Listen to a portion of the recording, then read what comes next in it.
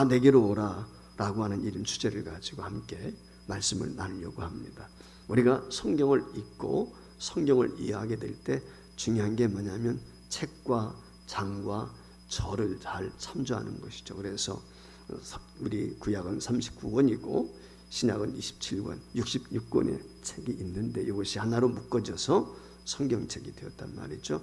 근데 그 성경책을 이제 나눠놔서 이렇게 마태복음 전체를 한 것이 아니라 본래 그렇게 저자가 나눈 것이 아니지만 이제 종교 지도자들이 모여서 장과 절을 구분을 했습니다. 그래서 우리가 성경을 이해하는데 장과 절, 이 문맥을 이해하는 것이 중요할 때가 있습니다. 그런데 성경에 보면은 잠언이라든지 전도서와 같이 장과 절을 무시하고 그냥 한 절만 가지고도 하나님의 뜻을 분명히 이해할 수 있는 그런 성경 구절들이 있습니다.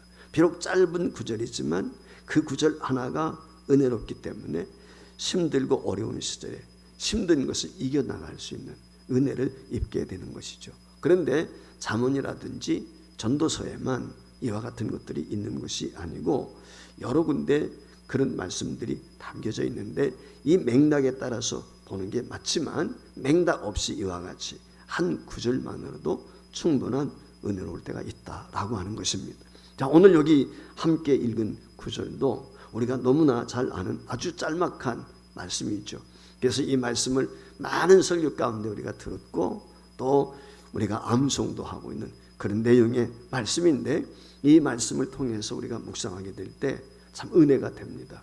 수고하고 무거운 짐진 자들아 다 내게로 오라 내가 너희를 쉬게 하겠다. 정말 말만 들어도 그저 마음이 가벼워지는 것 같고 은혜가 되는 것 같습니다. 오늘 여기 말씀에 보면 하나의 동사로서 하나의 행동을 우리에게 요구하고 있습니다. 그리고 그 앞에 행동을 요구받는 객체가 누구인지 그걸 분명하게 제시해 주고 있거든요. 그래서 말씀을 읽을 때 그 말씀을 들어야 될 대상이 분명합니다. 누가 이 말씀을 받아야 할지 그걸 분명하게 오늘 성경이 말씀을 하고 있어요. 그리고 그 말씀을 받아서 행하는 사람에게, 즉 순종하는 사람에게는 하나님이 어떤 복을 주시는가, 어떤 은혜를 주시는가 그 보상이 분명히 기록이 되어 있습니다. 그러니까 행동할 이유가 분명한 것이죠. 내가 무엇을 행하게 되었을 때 거기에 보상이 따른단 말이에요. 그러니까 우리가 충분히 행할 만한 일이라고 하는 것입니다. 자, 지금은 우리가 코로나 시대의 어려운 시대를 지내고 있습니다. 이 어려운 시대에 오늘 읽은 이 짧은 말씀이 저와 여러분에게 위로가 되고 큰 힘이 되었으면 좋겠습니다. 우리에게 힘이 되는 이 말씀을 저와 여러분이 살펴보면서 오늘날 우리의 모습이 어떠해야 될까? 어떤 모습의 자세로 하나님 앞에 서야 되는지 깨닫는 이 시간이 될 수 있기를 다시 한번 소망해 봅니다. 첫 번째 기억해야 될 것은 주님은 수고하고 무거운 짐진 자들을 객체로 각자 다 부르신 거예요. 객체. 이걸 우리가 알아야 돼. 좀 전에 말씀을 드린 것처럼 코로나19 이 팬데믹 상황 속에서 전 세계가 우리만 어려운 게 아니에요. 모든 세계가 다 어렵습니다. 사실 질병이라고 하는 것은 인간이 살고 있는 곳에 끊이지 않았죠. 어느 때나 다 질병이 있어요. 그러나 이 팬데믹이라고 하는 것은 전 세계 대유행이라고 하는 것은 특이한 거죠. 물론 역사 가운데 종종 그런 시기들이 있었지만 오늘 전 세계적으로 퍼져 있는 이 코로나19 때문에 많은 사람들이 힘들어합니다. 특별히 무더운 여름 어느 때보다도 올 더웠죠. 얼마나 답답합니까? 마스크 없이는 그런 데도 살 수가 없어요. 그 더위 가운데도 마스크를 써야 돼요. 근데 우리는 이건 약과예요. 사실 병원에서 일반 중환자가 되었던 환자들을 대하는 사람들은 그래도 의료진들이 난 것 같은데 특별히 이 코로나 관계에 관계된 의료진들 얼마나 힘든지 그들 보면 참 안타까울 때가 있어요. 방호복을 입고요. 그렇지 않습니까? 모든 걸 다 가렸어요. 눈만 뻐끔히 뜨고 있단 말이죠. 여러분 땀이 얼마나 차겠어요. 그래 얼음주머니 넣고 뭐 이렇게 하지만 그게 됩니까? 한번 입으면 바로 벗을 수 있는 것도 아니고 말이죠. 볼 일도 봐야 되는데 너무 힘들고 어렵겠다. 얼마나 고생 많을까.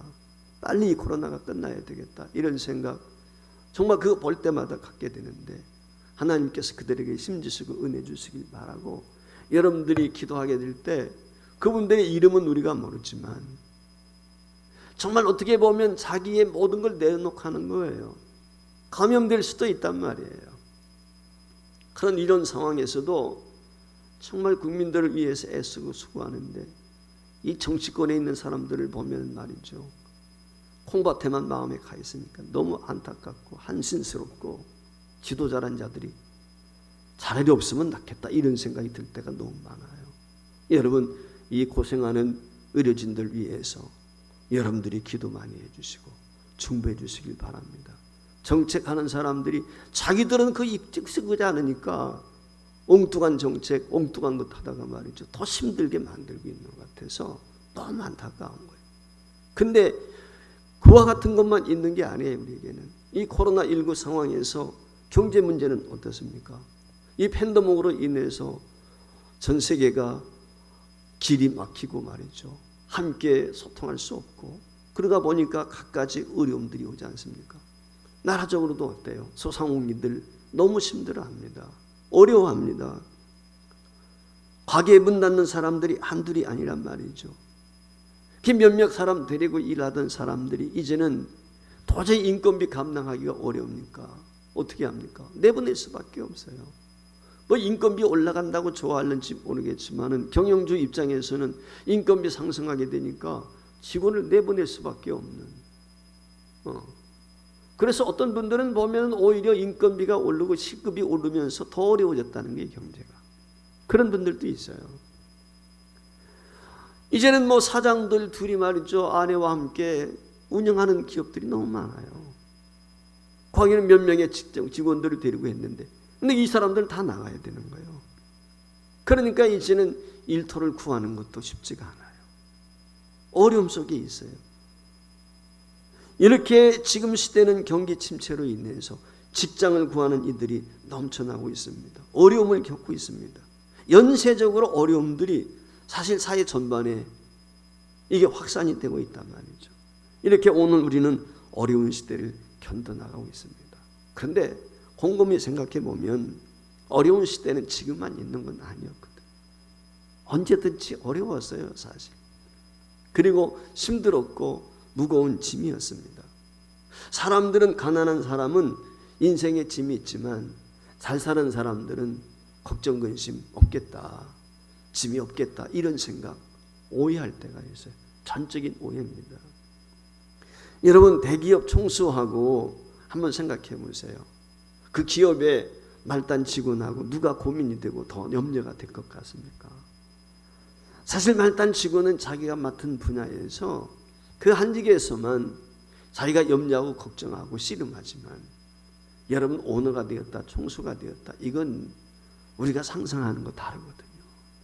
자기만 사는 게 아니에요. 국가 경제도 생각해야 되지요. 여러분, 하나의 기업이 무너지게 되면 어떻게 돼요? 대그룹들 하나 무너지면 국가 경제가 휘청휘청하지 않습니까? 우리가 IMF를 통해서 경험했잖아요. 그뿐이 아니죠. 그 자기 회사에 속한 가수들이 얼마예요? 식구들이 얼마입니까? 그들까지 다 관심을 갖는 거예요. 그것으로 끝나지 않아요. 지금은 철저한 세계 경쟁 시대예요. 어제 뉴스에 보니까 우리가 1등인 기업이 일본을 앞섰었는데 떨어졌어요. 이제 추월당했어요. 지난해. 이 보니까 중국이 앞서가고 말이에요. 세계 경쟁에서 살아남아야 돼. 삼성이니 현대니 이런 기업들이요, 욕을 많이 먹고 오너들이 감옥에 가 있고 참 얼마나 힘들까, 그런 생각. 여러분, 세계에서 나가서 겨루고 싸워야 되는데 지금 여러분, 그들이 1등을 해야 한국도 경제가 살아나요. 그들이 가지고 있는 무거운 짐들 우리가 이해할 수 없어요. 제가 이런 말씀을 드리는 것은 그들을 옹호하고 뭐 그러자는 것이 아니라, 지위 고하를 막론하고 내가 어떤 직을 맡았든지 어떤 위치에 있든지 누구든지 다 짐이 있다, 어려움이 있다, 힘들다, 그런 거예요. 그 성질과 질의 차이는 있지만 누가 되었든지 간에 어려움과 무거운 짐은 다 있는 것입니다. 어느 시대에 어려운 시기 없었습니까? 다 있었습니다. 인간 자체가 이처럼 무거운 짐을 지고 살 수밖에 없는 존재로 지음을 받았어요. 이게 인간의 이 모든 무거운 짐에서 빠져나갈 수가 없어요. 그래서 오늘 말씀은 우리에게 이렇게 말씀합니다. 그런 짐을 지고 있는 대상들을 향해서 수고하고 무거운 짐진 자들아, 초청을 하고 있는 것입니다. 수고하고 무거운 짐진 모든 인생들, 오늘 이 부르심에 이 해당되지 않는 사람은 아무도 없어요. 숨을 쉬고 사는 이 땅의 모든 인간은 다 여기에 포함이 돼요. 특별히 여기에 포함되는 이유가 있습니다.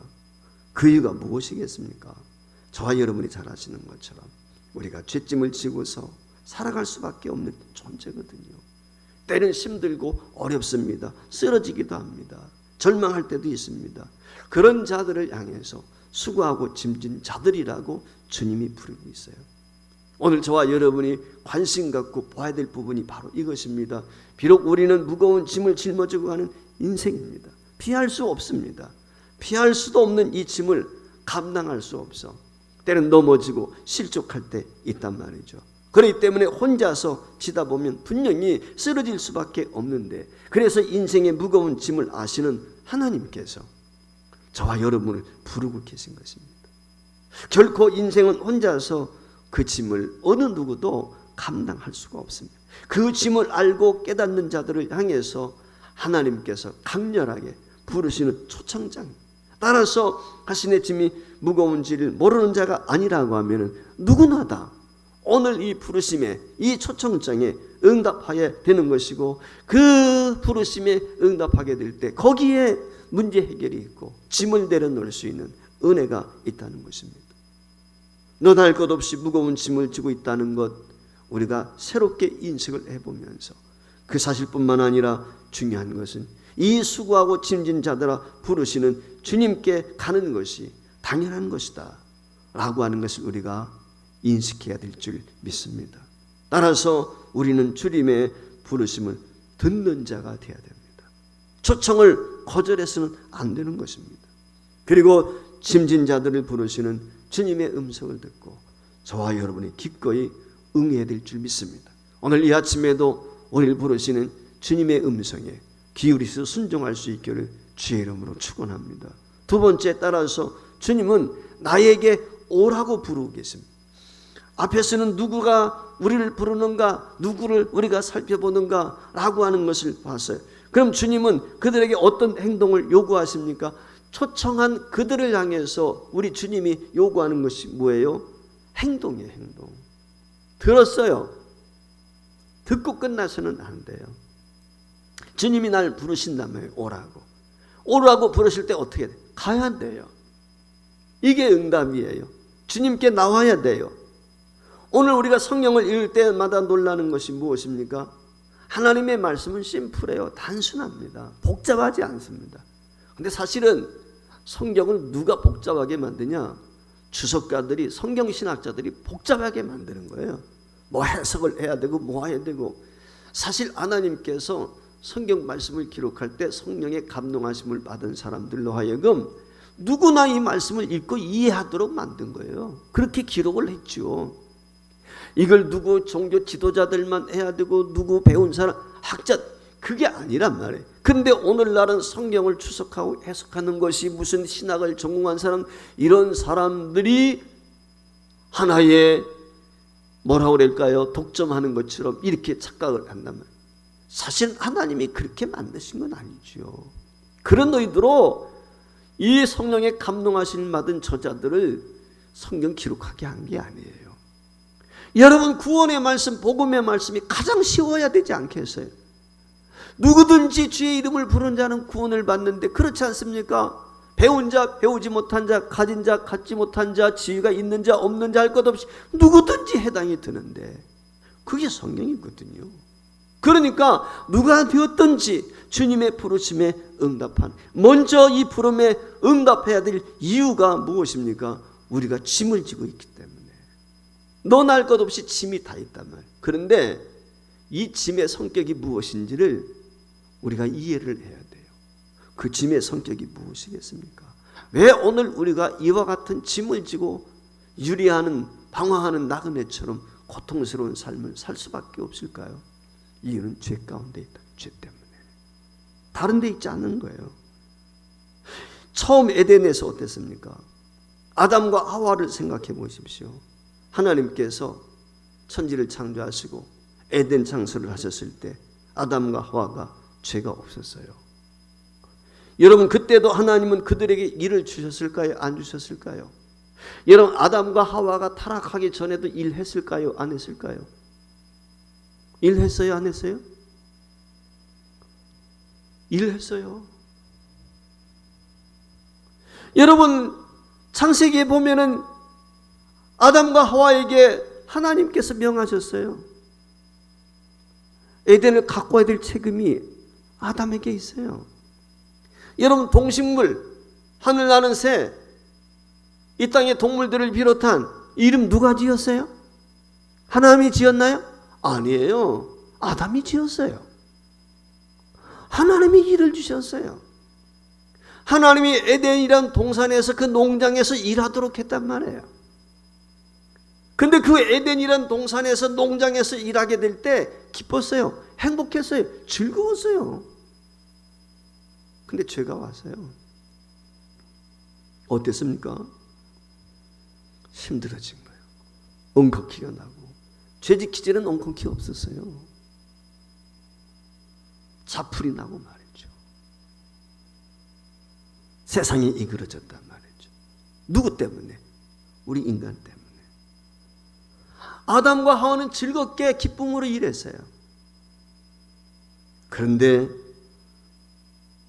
그와 같은 일들이 지금 노동이 되고 말았다. 그들은 노동이라고 생각 안 했어요. 근데 오늘 우리에게는 고통스러움이 왔어요. 수고하는 고통이 왔다. 왜? 죄 때문에. 결국 오늘 우리가 무거운 짐을 지게 된 이유는 죄 때문에. 왜 죽음이 왔어요?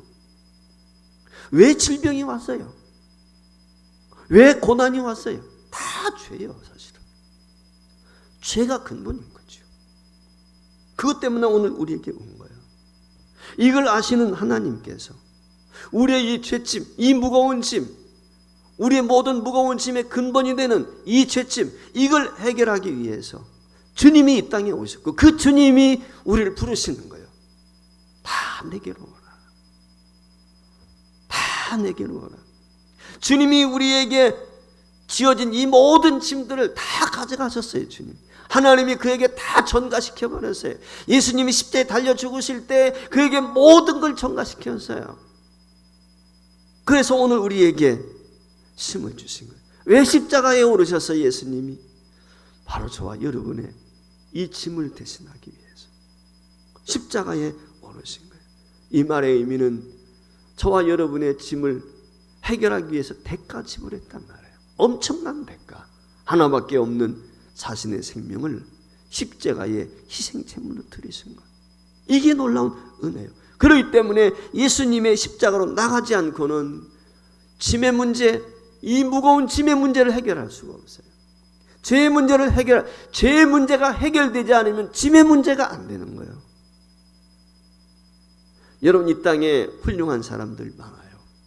석가나 맹자나 소크라테스나 수많은 사람들이 있어요.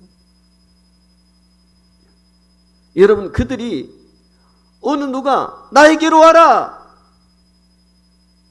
이야기한 사람 있어요? 유사 이래로 나에게 와라 한 사람 하나도 없어요. 오직 예수밖에 없어요. 예수님만이 나에게로 와라. 왜? 내가 곧 길이고 진리고 생명이다. 내가 구원이니까. 그분만이 하셨어요. 우리의 무거운 짐을 해결할 수 있는 분 오직 예수밖에 없기 때문에. 그래서 오늘 말씀에 수고하고 무거운 짐지자들아, 지 고아를 막론하고 이 땅에 살고 있는 인간들아, 다 내게로 오라. 왜? 이게 진리이기 때문에. 자신이 지신, 예수님이 지신 십자가, 이 십자가만이 우리의 대속의 은혜를, 긍휼을, 자비를 입을 수 있는 오직 한 길. 그래서 주님이 초청하는 거죠. 내가 왜 병이 듭니까? 왜 내가 죽습니까? 왜 고난이 있고 씨름합니까? 이유는 죄 때문이에요. 다른 데 있지 않습니다. 죄 문제 해결할 수 있는 길은 다른 길이 없습니다. 다른 방법이 없습니다. 오직 한 길, 예수님께서 우리 죄를 씻겨주셔야 돼요. 주님 앞에 나와야 돼요. 또한 죄의 문제를 해결한 이유라 할지라도, 우리가 믿음으로 주님을 영접한 자라 할지라도 매일매일 죄의 전을 사모하고 주님 앞에 나와야 돼요. 왜 하냐?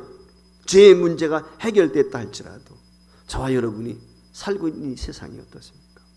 죄 덩어리란 말이에요. 크고 작은 문제들이 수없이 우리에게 많단 말이죠. 혹간에 복음 전하다 보면 오해하는 분들이 있어요. 예수 믿으면 만사 오케이인 줄 알아요. 병도 안 들고 출세하고 잘되고 모든 것이. 그렇지 않습니다.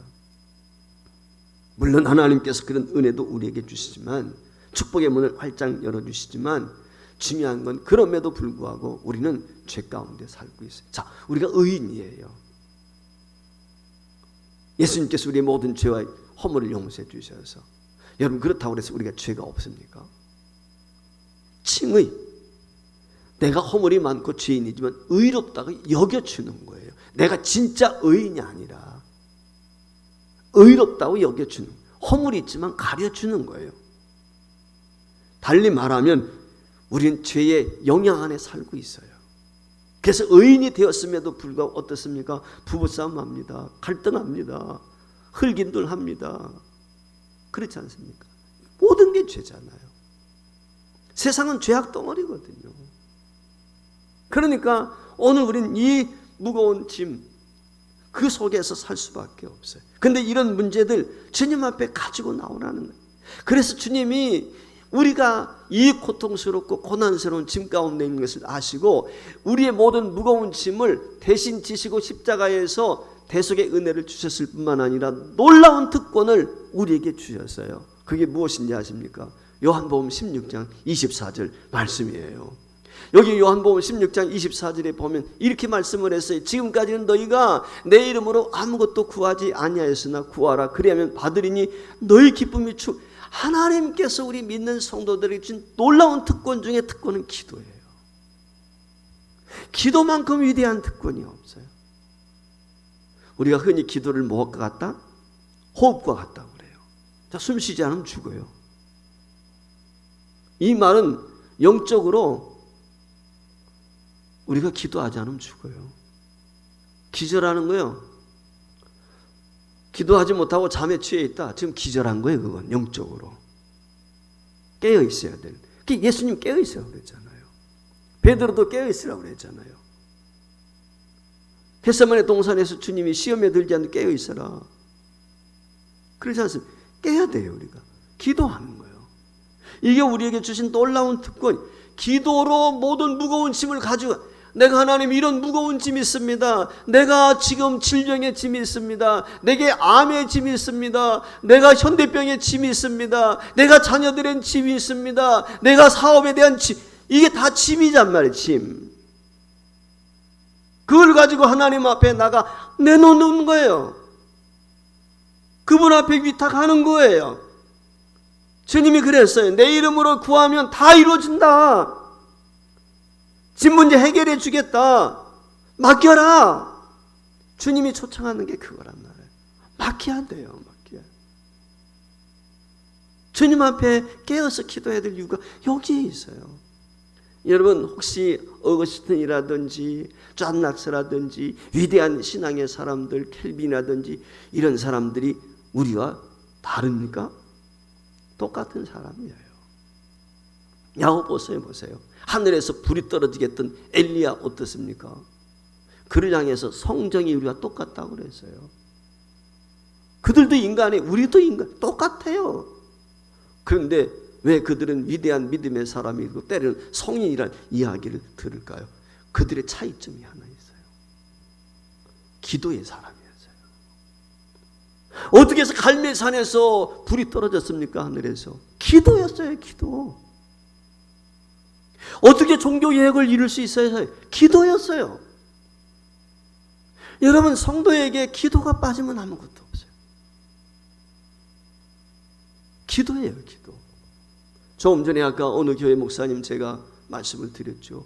평상시 70명밖에 안 모였는데 코로나 되고 350명이 유튜브로 참여하고 있단 말이에요.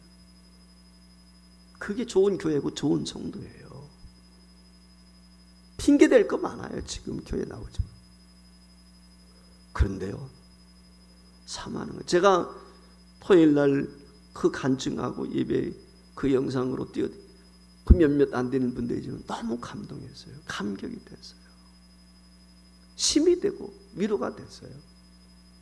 여러분, 지칠 수 있죠. 넌 알 것 없이 인간은. 다른 게 사역이 아니에요. 기도가 제일 중요해요. 하나님 앞에 내놓는 거예요. 그들이 위대한 믿음의 사람이 될 수 있었던 특징 중 하나는 기도였다는 거예요. 이게 제일 중요해요.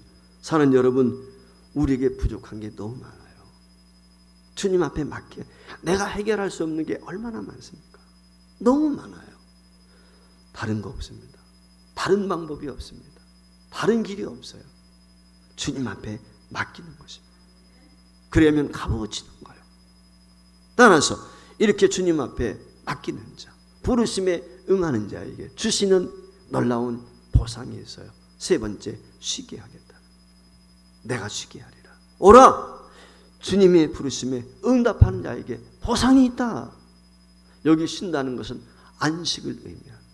여러분 아시는 것처럼 안식 개념은 무엇입니까? 천국이죠. 주님이 재림하셔서 영원한 천국에서 누리는 게 그게 안식인데, 이 땅에 사는 저와 여러분들에게 이 놀라운 안식의 은혜를 주시겠다. 비록 이 세상에 짐이 많고 죄가 많고 힘들고 어려움이 있지만 이 믿음으로 주님 앞에 초청에 응해서 나가게 될 때 이런 천국의 안식을 경험할 것이다 라고 이야기하는 거예요.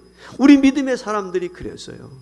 사자굴 속에 들어갔던 다니엘이 그 사자굴 속에서도 안식을 누려요. 불 가운데 빠졌던 사드락과 메삭과 아벳노고가 천국의 안식을 경험합니다. 바울과 실라가 빌립보 감옥에까지 빠졌지만 그곳에서 평안한 잠을 자요. 어떻게 그럴 수 있어요? 그게 천국이에요. 그게 안식. 어떻게 그렇게 할지? 맡기니까. 하나님 앞에 짐을 내려놓으니까. 주님이 주시는 평안이에요. 하나님께서 하시는 거예요. 평화로다. 하나님 주신 선물. 그렇습니다. 이 하나님 앞에 맡기고 위탁하고 기도하는 자에게, 짐을 내려놓는 자에게 주님이 이런 평안을 주시는 거예요. 우리 소보지일교 온 성도들에게 이 안식의 은혜가 있기를 주의 이름으로 축원합니다. 이 안식이 없을 때는 무언가 전전긍긍할 수밖에 없어요. 끙끙댈 수밖에 없어요. 내 힘으로 애써야 되니까. 근데 내가 주님 앞에 맡기게 되면 주님이 이루어질 것을 믿기 때문에 주님의 인도를 따라서 기쁨으로 감사함으로 나가게 된단 말이죠. 잠도 제대로 못 자고 삐쩍 말라있던 우리가 주님 앞에 맡기게 되니까 여유가 생깁니다. 맡기기 전에는 내가 이루어야 된다는 압박감이 있어요. 때는 비굴할 때도 있고 비겁할 때도 있어요. 그런데 주님 앞에 맡기고 나면 어떻습니까? 주님이 이루어질 것을 믿기 때문에 비굴해하지 않습니다. 비겁해하지 않습니다. 당당합니다.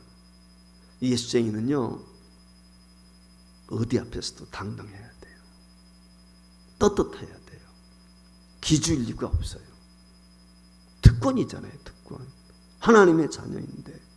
사는 성도 여러분, 코로나 시대 누구나 다 어렵고 힘듭니다. 그러나 우리는 달라야 됩니다. 이유는 하나, 주님 앞에 우리의 짐을 내려놓고 기도할 수 있는 특권을 입었기 때문에 하나님이 주시는 이 코로나 상황 가운데, 팬데믹 상황 속에서, 어려운 상황 속에서 무거운 짐들을 내려놓고 진정한 안식을 경험하는 은혜와 복을 경험해야 될 줄 믿습니다. 십자가 그늘 밑에 쉬기를 원한다. 그렇습니다. 십자가 밑에 모든 짐을 내려놓길 때 진정한 안식과 평안이 있습니다. 이 팬데믹 상황 속에서 이 은혜와 복이 우리 서부지역교회 모든 성도들에게 충만하기를 주의 이름으로 축원을 드립니다.